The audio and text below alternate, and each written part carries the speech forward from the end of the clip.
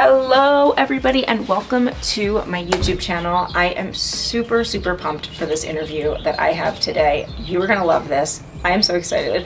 I have Helen from Dreamtime Healings coming today, and I have to tell you that I met Helen a little less than 6 months ago, and in that time my healing and my mental state and well-being has just transformed. I mean, feel like I'm truly coming into my own in the way that I have always wanted to. I feel like I have so much of that to attribute to her. So this is going to be a great talk. I think that you guys really need to hear this. For anyone out there who is working on past trauma or healing, or getting closer to their spirit or their spirit guides, anything like that, you are in the right place.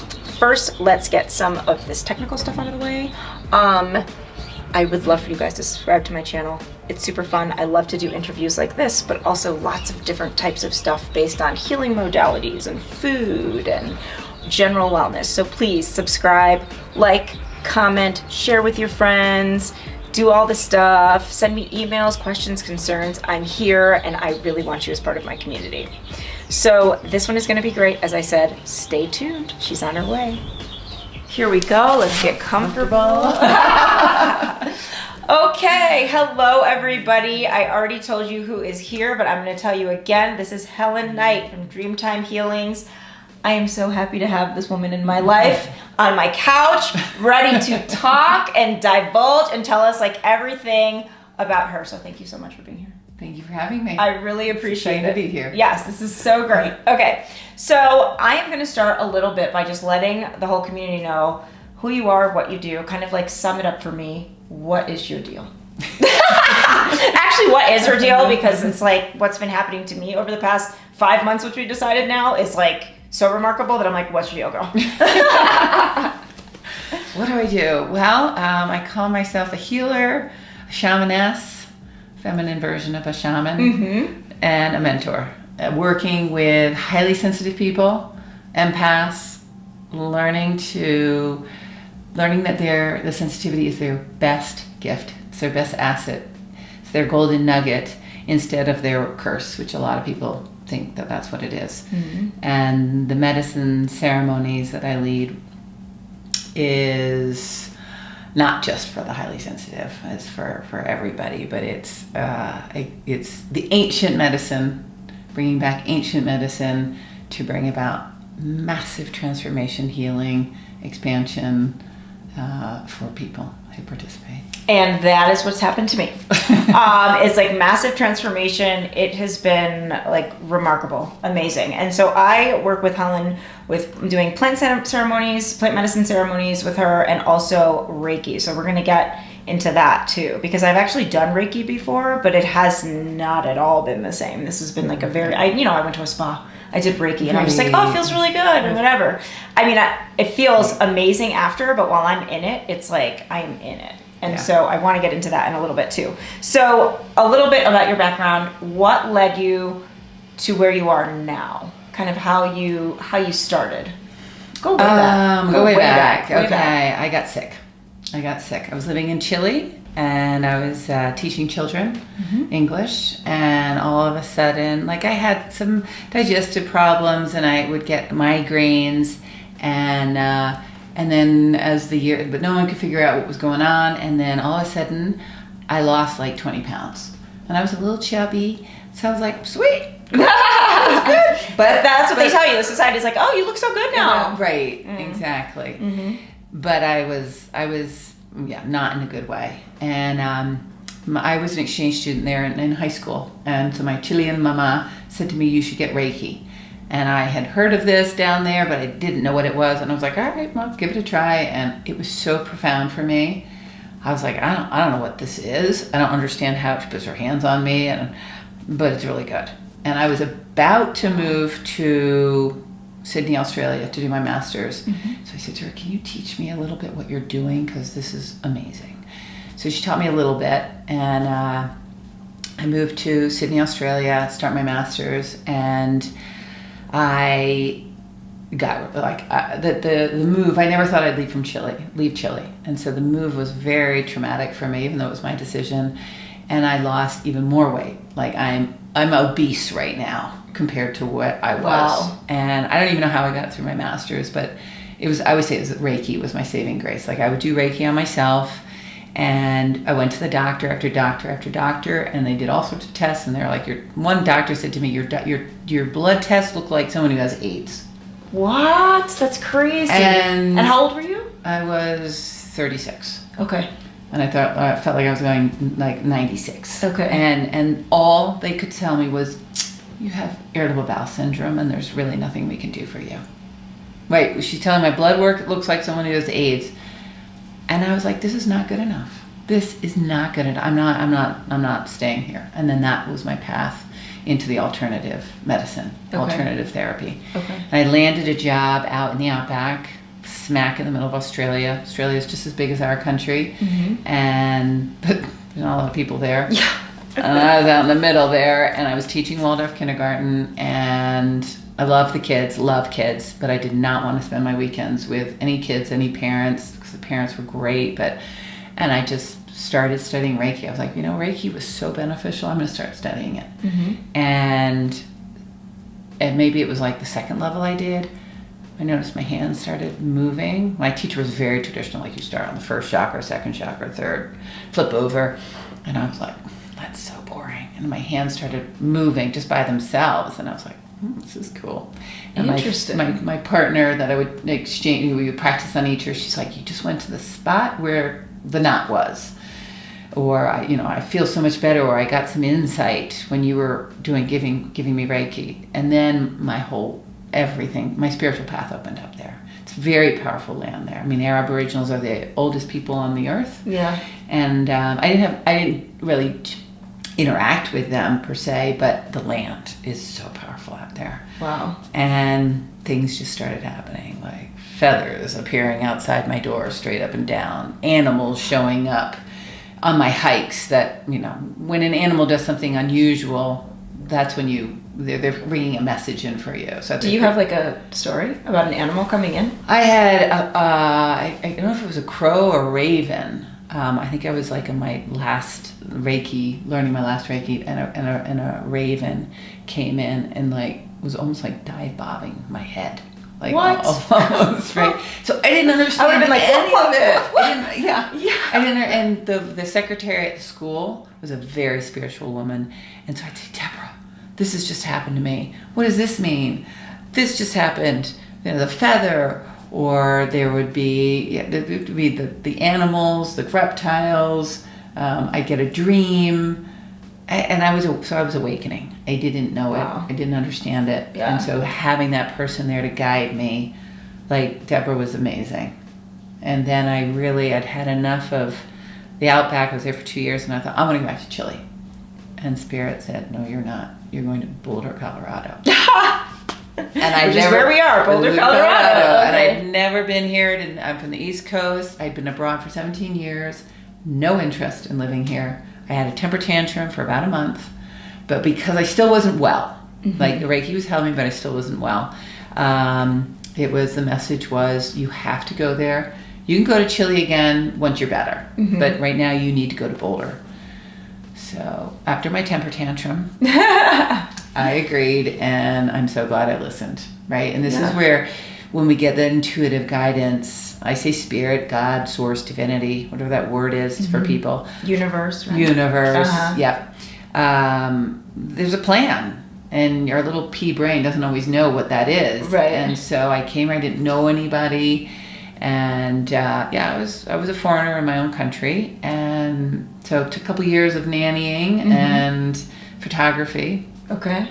And then Dreamtime Healings was birthed. Okay. I'd had enough clients, and it started with Reiki, and then as my gifts started evolving, the first spirit came in and started communicating with me.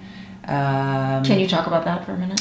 How was the communication with the spirit? I'm looking for mine. Yeah. I'm looking for my spirit communication. I'm like, communicate with me. I want to know what that felt like and what that was like. Yeah. So I was giving Reiki to my sister-in-law, and they were trying to conceive their first child. and it wasn't happening. So when we go into, I call it spirit Reiki now, because that's what I do. Spirit Reiki is we go in and we set intentions. What is it you want to heal, transform, manifest, create? And hers was, why aren't we getting pregnant, and what do we have to do to get pregnant? Okay. And so again, I'm with the Reiki, my clairvoyance opened up, your ability to see visions with your third eye, your eyes closed. Clairaudience is when you can hear things. Again, hear things, not like we can hear our voices right now. Right. Clairsentience is the touch. Okay. And it's also like an inner knowingness. Okay. So I saw in her uterus like daggers lining, and I heard, you must stop your job and get rid of the stress, right? So I communicated that, and she was like, yeah, my job's really stressful. And then my little niece appeared. Well, yeah, here come the tears. Yeah, she showed up. Yeah, that's amazing. She showed up, and she was like 2 years old, and she looked just like my sister-in-law. And so I communicated. I don't remember all the details. This was years ago. Right. She's 9 now. And so there was this whole bonding with this little spirit, right? And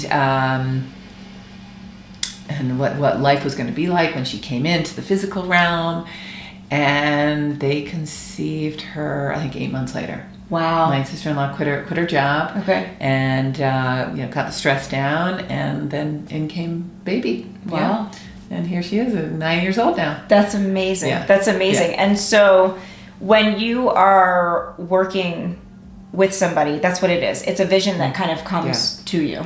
It's a vision. I can hear things. Okay. I think you said this to me the other day. I'd be like, how do you do that? And I was like, it's like, it's just there. Yeah. That's my gift as a healer, right? It's just, I tune into the person, and spirit guides me and just shows me images that our conscious mind is only 5%. Yeah. 95 is the subconscious. 95%. We've got so much in there. Right. And there's so much going on. Yeah. And we try to, and this is how kind of I came to you, because that 5% was not working for me. It's not, the conscious mind was not able to heal my past trauma. And, I came into 2021 and just started crying all the time. And I'm like, what's going on here? And my conscious could not make sense of it. I mean, I've been through therapy and, all different types of things, and it just wasn't working. There's only so much, there's only as far as you can get. I mean, if you think about it, 5% is not that much, right? I mean, there's only you can only get so far. You need something to, I mean, for me at least, I've needed something to tap into that other side in order to see breakthroughs. And I feel like what, I guess, makes you highly sensitive, or how can you tell that someone's highly sensitive? All those highly sensitive things. Yeah. Mm-hmm. So and I put the empath in there too. They're a little different. But then explain the difference too, because I don't know. Yeah. So I didn't know either. I just kept attracting these sensitive people to me, and then finally I learned about this term HSP, highly sensitive people. I was like, oh, that's me too. So we you make consider yourself HSP. Oh yeah, yes. Absolutely. Okay. Absolutely. And you said it's a gift. I mean, as you said before, you're like, this is a gift, which is not usually seen this way. But anyways, no, it's not. Yeah. 15 to 20% of the population are highly sensitive. Okay. Right? Patriarch system that we live in, which is slowly beginning to crumble, does not support us. Mm-hmm. Right? Most of the clients that come to me have been told as children, you're too sensitive, you're obnoxious, stop crying, you're too much. And they're shamed for their sensitivity. Mm-hmm. And it's like, you and I have curly hair, we're always going to have curly hair. Yeah. Right? When you're sensitive, you're always going to be sensitive. And what happens is a lot of people get shamed for it and told that you're just not okay. Basically, it's saying you're not okay being who you are. Yeah. Right? Mm-hmm.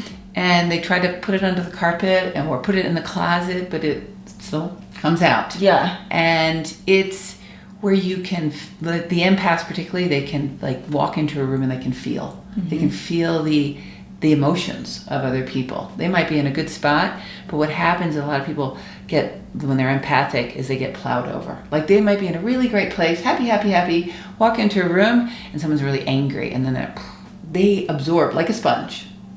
And so it's and the sensitive ones can to a certain level, but it's usually not as extreme. So you're saying that empaths do? Yes. Okay. Yes.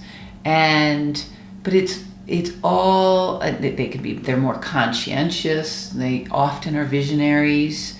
And what I love is they often have a very unique gift.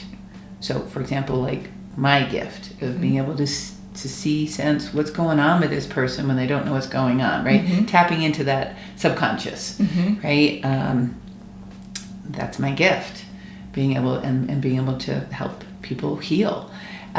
People will have some kind of gift, and it doesn't have to be healing per se. A lot of them it's healing arts, but it doesn't have to be. Like you feel like you're a sensitive one. I do. I mean, yeah, I remember being told, I'm overly sensitive, or it's like too much. This is how Nicole's like this, right. I definitely remember all of that.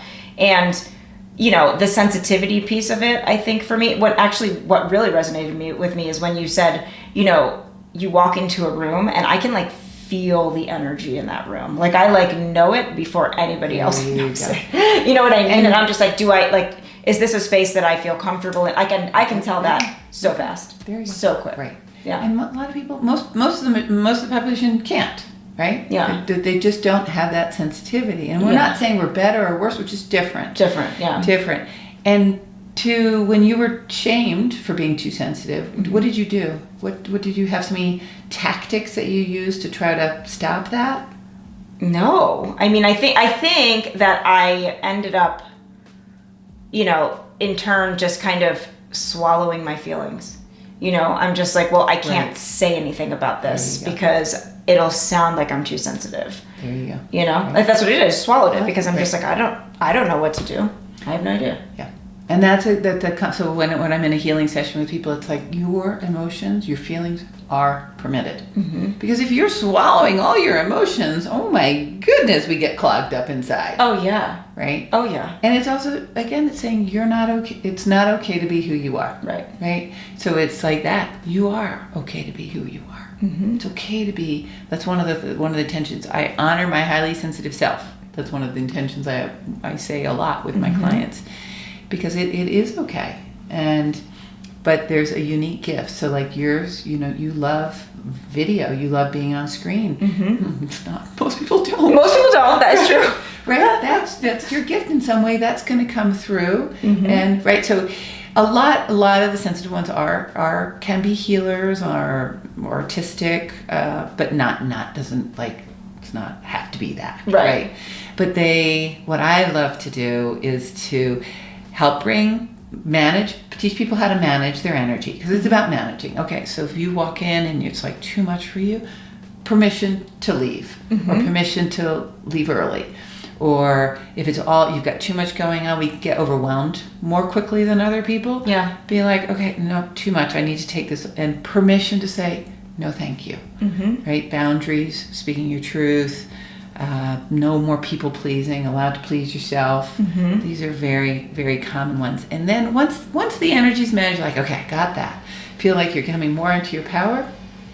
Then it's like, let's discover what your gift is. Because a lot of people also, they know they have something, but they don't quite know what it is yet. Yeah. So it's like that exploration. Right. Of diving in. That's so interesting. Yeah. I mean, this is really like, I've heard this before, right? You hear, I'm an empath or whatever. And I was like, well, I don't really know what that means, but I like being able to work with people specifically like this. I mean, I feel like that is like such a huge gift to me. Like that, I mean, just for you to be able to do that is amazing. And I feel like it's been able to, for me, it's now coming out in a way where I'm just like, okay, my feelings are valid. They have space here. You know what I mean? And that's something that I didn't really grow up with, like having validity in those types of things and those types of emotions. Yeah.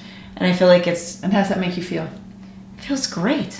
Yeah. And I feel like I can recognize it in other people better. And I think that that's something that's more, especially with having children, I feel like that is something that I'm looking for now in a sense. You know what I mean? Like instead of, when somebody gets upset about something, I don't shut it down. Yeah. You know what I mean? Right. Like it's not a shutdown, you know? I mean, there's a difference when there's just like a tantrum for not getting like, you know, my goldfish or whatever, you know what I mean? Like getting my food or whatever, that's different, right? Yeah. Like Right. I can tell the difference, Yeah. right? You know? And Yeah. what's an interesting story actually is, so my oldest, I'd pick her up from school and she would just like, an every teacher would say, "Oh, you're great," and she's a great student. She's so good to have in class. She's always like the perfect student, always like staring at the board and doing everything she's supposed to do.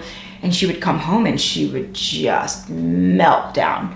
And I would be just like, I can't deal with this anymore. I'm just like, I can't pick her up from school anymore. I'm like, because it was just too much. Right. But this is before, you know what I mean? Right. Before I even knew about this, I'm like, this is too much. I can't deal with it. So there were two things going on. Like one, it was probably, you know, me taking on some of that energy, right? Right. Another thing was that she was having these highly sensitive, I think, moments, right? Because she was holding in so much from the whole day. And I still see it in her now, you know what I mean? Like she's very much like, you know, if you like this, it hurts.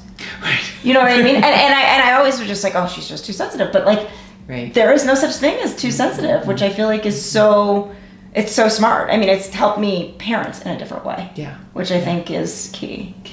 And you used a word that is very common to the perfectionism. Now, this is not just limited to the highly sensitive ones. Yeah. The patriarch has taught a lot of the women. I mainly work with women. The men are not excluded, but more of the women seem to come to me. We need it. Yeah, we do. There's a lot of stuff out there for men, but for women. Perfectionism is like, it's got to be blown up.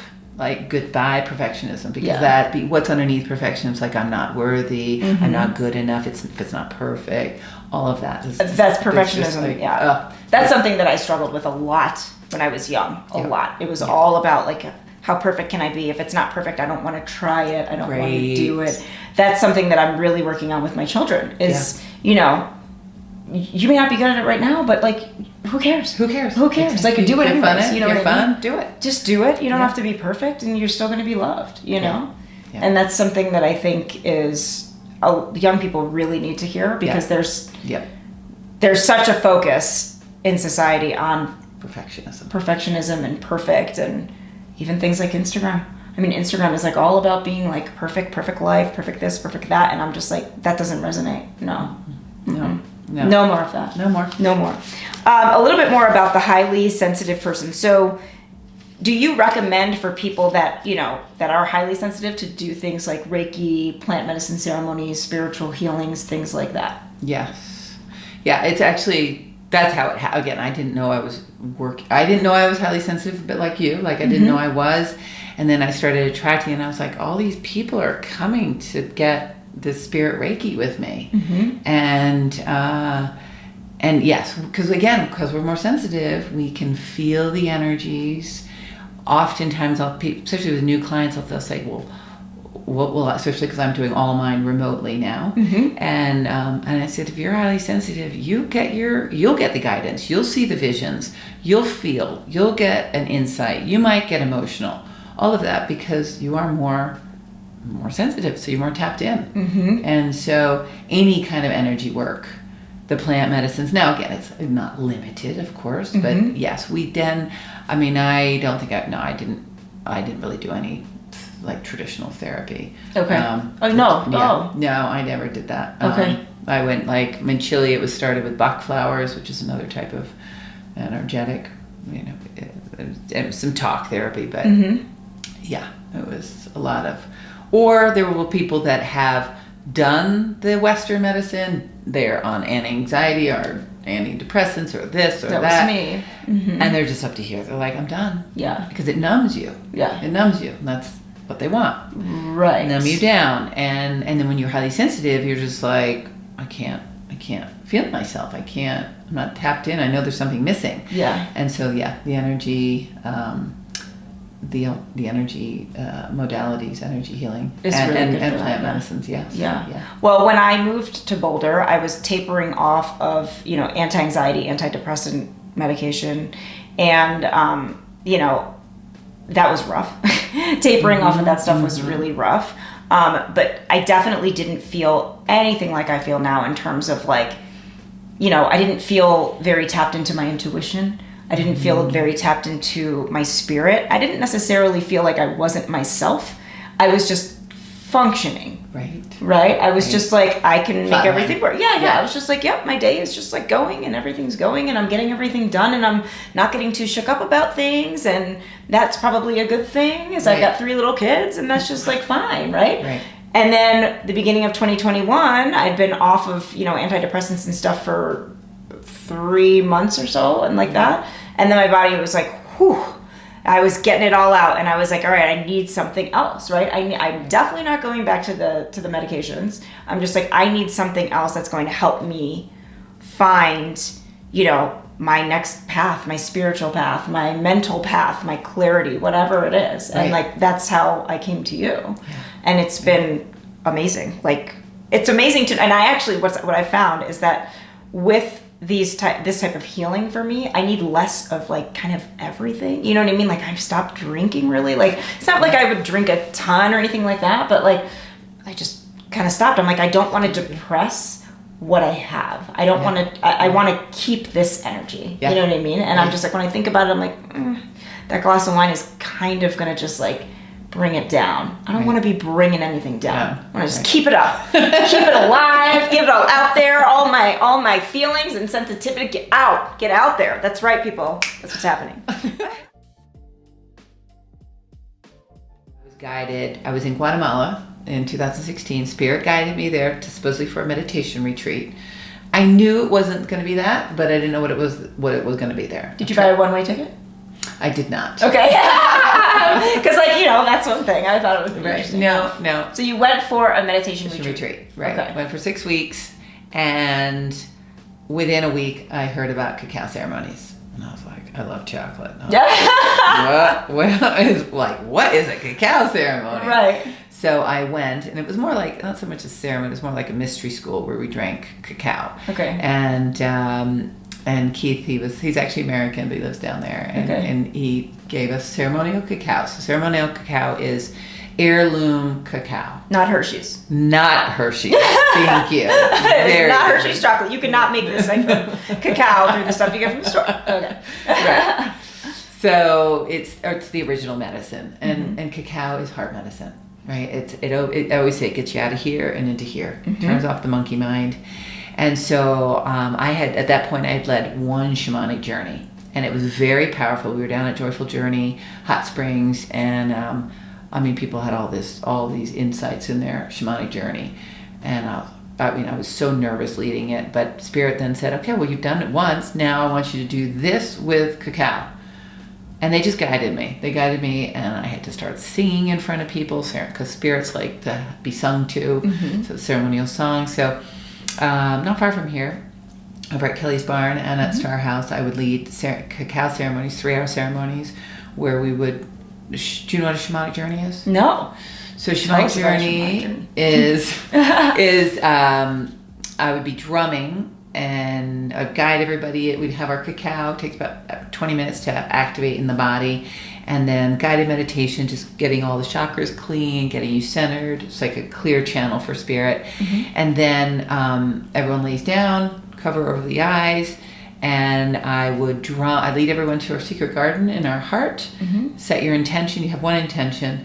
And then I would drum for 20 minutes. And the cacao with the drumming and the whole vortex of ceremony would help people go into deep trance. And there they would travel and get guidance on their intention. So I need to forgive my father, right? That's my intention. Then there would be a healing. It could be physical. It could be something that people see, and whether people. We all have clairvoyance, clairaudience, clairsentience. We all have that. Sensitive ones have it often more, but we all have it. And so people would have these experiences. And again, the beauty of ceremony is that when we come together, it creates this powerful vortex. And it never ceased to amaze me how there would be a power animal that would come in people's visions. Like someone over here would say, 30 people in a ceremony.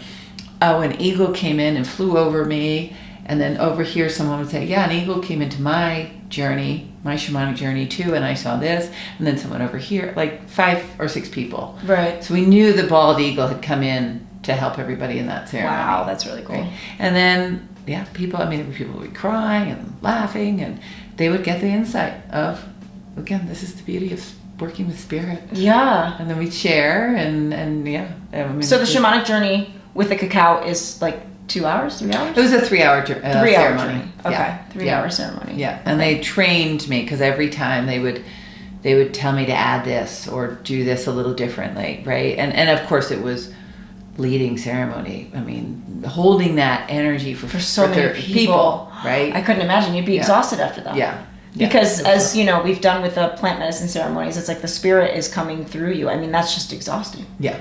And it's exhausting to, the toning, the playing the drum, all of that stuff. That actually brings me to a question. How do you, if this is what you do, right? And you heal people through your physical body, like through that realm in a sense, right? Like of the spirit coming through your physical body, how do you rest? Like, how do you rest? How do you get filled up, right? Yeah. Well, because the energy's like, I think of, as a shamaness, I think of myself as like a hollow bone, right? So it's coming through me and going out. And the toning, which is a type of light language that I bring, it's like singing without words, right? It's a type of sound healing that goes to the soul. I can actually, if I've got healings, at my day I've seen, 3 or 4 clients, and maybe if I'm a little low, my energy's a little low, when I actually go into healings, I can feel great by the end. Like it just juices me up too. Right. But to your point, I do need to. I mean, I've learned over the years self-care, and it's an act of self-love, and so only like spirit was telling me to stop drinking cacao and or all caffeine and eating chocolate. I remember we talked on the phone after that happened. I'm like, how are you doing? You're like, it's a little rough. It's a little rough. Yes, it was very rough. But that was the guidance, because I was fighting it, and I was go, the patriarch, masculine energy, go, gotta do. And then after that it was rest. Take a rest every day. So I nap every day. Yeah. Or I lay down, I do Reiki on myself, and if I sleep, and if not. Right. Nature. That's very key for the highly sensitive ones. Getting out in nature. So I go for a walk every day, a hike every day, hour and a half. Oh, that is my happy place. And so where I live right now in Taos, it is a haven. And I'm out there by myself, and it often turns into like a guided meditation. So that's interesting that you said that about nature, right? Because I have been a big time city dweller. Like, after high school, I moved to Boston, and then from there to New York. It just kept kind of like bigger and bigger and bigger. Like the cities just kept, all these cities and cities. And I didn't realize until I got here, where I'm close to nature. I live right by the mountains, and I have a yard, and there's green around me everywhere I look. I didn't realize how much I needed nature to feel sane, because I felt like, I was coming off of my anti-anxiety medication, and it felt like the right time. People are like, you're really going to do that in the middle of a pandemic? I'm like, yes, I am. Because like, there's never going to be, whatever. People are always trying to tell you like, oh, it's not a good time. It's not a good time. Yes, it is. Yeah. You trust yourself. It's a good time. I'm like, it was quiet here. There's green. I could walk outside and be on a mountain. The nature aspect of it, I feel like, has helped me so much. Yeah. And I never thought of it as like kind of being part of the highly sensitive person thing. Absolutely. But about having that kind of like grounding in nature. Yeah. But now I really feel it. I'm like, now I can't leave. I go to cities now, and it's like fun to see people and everything, and I'm like, I gotta get home. I gotta get out of here. Like I'm gonna go East Coast tomorrow, and I'm just like, okay, I gotta use all my tools to keep myself grounded and in my light, and because it's gonna be a lot. We get overstimulated. Yes. And so I too was in cities, but that was when I was drinking excessively. Yes. Right? And so the highly sensitive ones, it's food. I was bulimic for 10 years, so it was food. And eating disorder also. Yeah. And then alcohol, and fortunately it stopped at that. Right? But those are the ways we numb, because it's too much. Yeah. So it's about learning to manage, knowing and nature is so key. Yeah. So key. Yeah. To our well-being. it's good to know. So I did the right thing. Yeah, it's perfect. And I've actually seen a huge difference in my son too, Yes, right? Because he's very sensitive. I'm very sensitive. I definitely think he's HSP, definitely.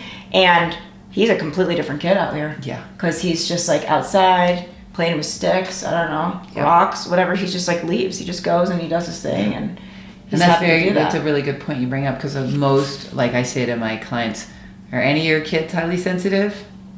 And usually one, and maybe more will be highly sensitive. Mm-hmm. They are. And so if you learn the tools and how to manage, then you can teach them. Yep. Right. Yeah. And then they don't have to go through what you went through. Right. Exactly. So tell me a little bit. Oh, you know what? That's a question for you about the cacao ceremonies. So how do you know that it's like working? Like, how does someone know that it's working? Well, when we would do the shamanic journey, and then people journal, and then we would dance, because it's a really good way to integrate everything. Okay. To dance to your drumming? No, I put music on. Oh, okay. Yeah, I put music on. Really fun music. Cool. Just really happy music, because again, cacao is Hip hop? yeah, whatever. I love Latin music, so I would always put Latin awesome. music in there. Yeah. But it makes you happy, right? Mm-hmm. Like they always relate chocolate with love and love with chocolate, and then we would sit down and we would share. Yeah. 30 people, we'd get 1 minute. Nutshell, what did you get? People got it, and the other validation, people kept coming back for more. Okay. Right? And so when it comes to the cacao ceremonies, how often, if someone's going to do just a cacao ceremony, how often do you recommend it? Or like, I guess, what's the path for that, right? Like, how have you seen, like, do they come once and then wait a month and come again? Is it like more weekly? Is it a set period of time? They come like a few times in 6 months and then stop, or how does that work? Well, it's becoming more like the medicine, again, ancient medicine is coming more, I don't know, fashionable is not the right word, but people are learning more about it. Mm-hmm. So you can do a cacao ceremony with all sorts of things. You can do it with kirtan, you can do it with yoga, you can do it with meditation, you can do it with ecstatic dance. Mm-hmm. I did it, again, Spirit guided me to do it with shamanic journey. I held them monthly, and there were people that came monthly, right? So I think it really depends on the person. Like somebody might, now I lead plant medicine ceremonies. I think the lessons and the insights and the downloads that you can get in the plant medicine ceremonies are much bigger. Yeah. And that there are people that come monthly, but that could be. I've had people say, "Oh, what I got last year," and I'm still working through. Like it's still, but I think with the cacao ceremony, it really is personal. Yeah. Whatever. Yeah. Whatever you feel called to, but I think it's. I do see sometimes this with ceremonies is people, again, a little ego driven. I'm just going to go to ceremony and I'm going to do this and then next week I'm going to do another ceremony. Are you actually putting into practice everything that you got? Mm-hmm. Like a ceremony serves to help heal and bring insight and transformation. So then play it out, like do what you're guided to do. Right. So not just go from one to the next. Right. Exactly. Yeah. Exactly. And that's interesting. We're going to get into plant medicine in a little bit, but what I have noticed in my journey is that, well, first of all, I was looking for plant medicine ceremonies. Yeah. And I wasn't actually looking for them. It kind of like sparked into my head, and then I had an acupuncturist, and she told me, she was like, it will come in abundance. Like, it's going to find you. Like, it's going to be fine. And it did. Yeah. And that's where like the came from, which has been amazing. We're going to get into plant medicine ceremonies in just a minute.